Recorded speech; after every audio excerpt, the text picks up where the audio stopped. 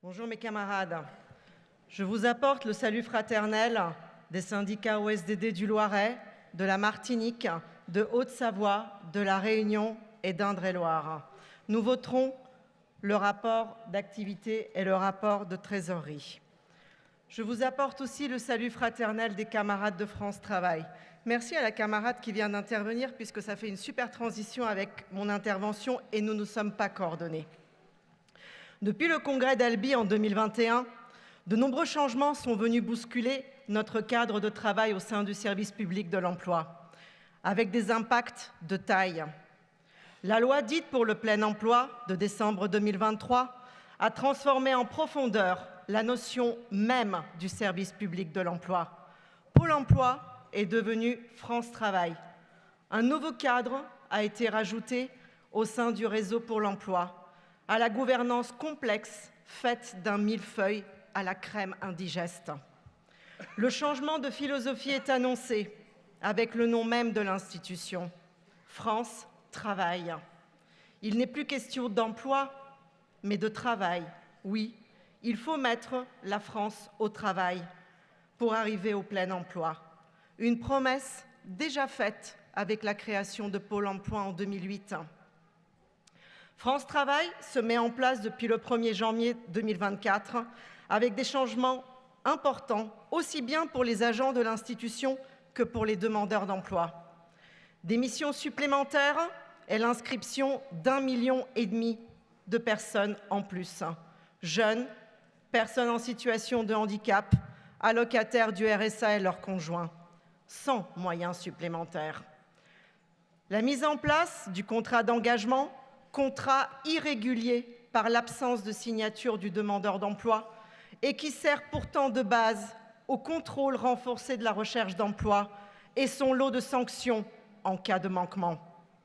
L'accompagnement intensif des demandeurs d'emploi les plus éloignés de l'emploi dans des portefeuilles restreints de 50 à 70 demandeurs d'emploi par conseiller. Et à l'opposé, des conseillers ayant en charge l'accompagnement des autres demandeurs d'emploi avec des portefeuilles qui peuvent atteindre 1200 personnes.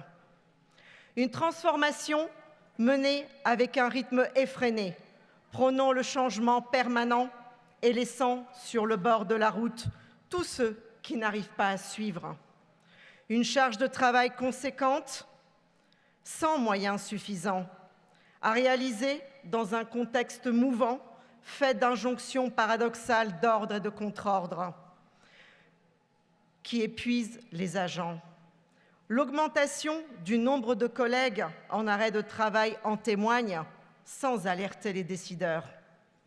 Le développement à tout va des outils à base d'intelligence artificielle, sans réel dialogue social, ni réflexion aucune sur la pertinence des usages qui en sont faits, pourvu qu'ils permettent des gains d'efficience et des économies d'effectifs.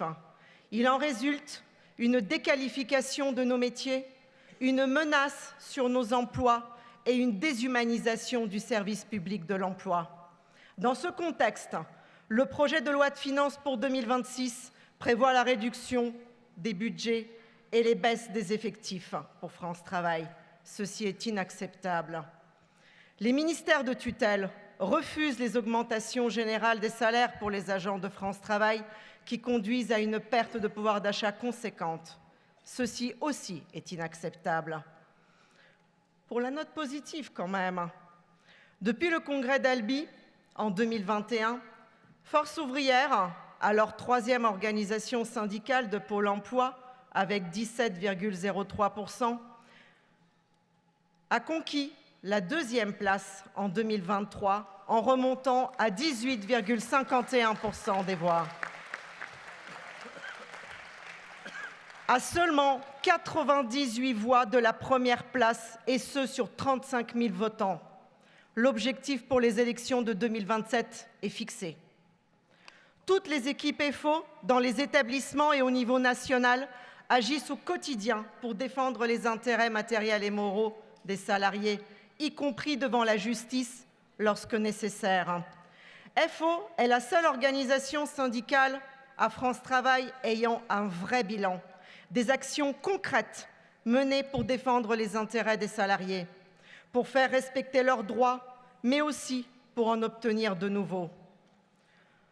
Ainsi, après avoir obtenu le rétablissement de l'enveloppe dédiée aux promotions individuelles, conduisant à l'attribution de 1 500 promotions supplémentaires, et après avoir gagné en justice le rétablissement de l'assiette de calcul du 13e mois, de laquelle l'employeur tronquait certains éléments de salaire, FO vient d'entamer 3 actions de groupe pour faire cesser les manquements de l'employeur et obtenir réparation du préjudice pour l'ensemble des salariés concernés. La première porte sur le non-respect de la convention collective et le calcul du 13e mois et surtout ses conséquences en matière salariale. La deuxième porte sur le droit à congé payé pendant l'arrêt maladie et ce depuis 2009. La troisième porte sur la revendication de FO visant à obtenir le droit à l'anonymat des agents dans leurs relations avec les usagers. Je remercie la Fédération pour son soutien dans toutes ces actions. Enfin, je souhaite aborder le sujet du développement, essentiel pour notre organisation syndicale. Le développement passe aussi bien par l'adhésion que par le vote aux élections professionnelles.